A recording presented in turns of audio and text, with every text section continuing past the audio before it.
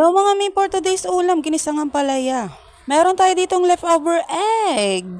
Ampalaya para sa mga bitter dyan. Meron din tayong giniling baby. At bawang at kamatis, syempre mamagicin din natin yan. Magpapakulo ko ng mantika sa aking lumang pan. Iginisa ko na nga ang bawang. Pag naluto ang bawang, ilalagay ko na rin ang kamatis. Halu-haluin lang yan hanggang sa maluto. Nung naluto na ang dalawa, ilalagay ko na ang giniling baby.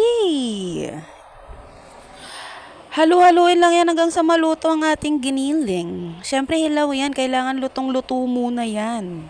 Halu-haluin, gumiling-giling. Nung nakita kong luto na ang giniling, ilalagay ko na ang aking leftover na egg. Para di na ako magbukas ng panibagong egg.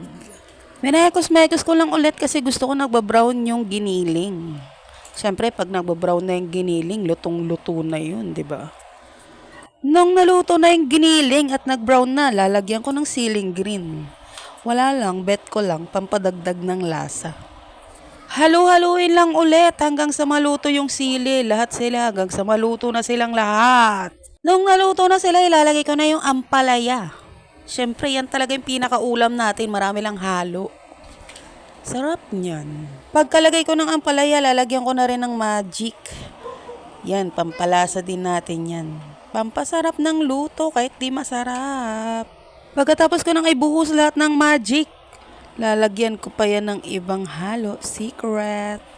Ay, mekos-mekos ulit natin para magpantay ang lasa. Pagkatapos kong halu-haluin, nilagyan ko ng konting asin. Kasi tinikman ko matabang pa.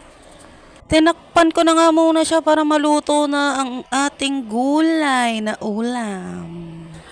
Luto na ang ating ampalaya. Hindi naman yan para sa mga bitter lang. Siyempre, pang ulam din yan.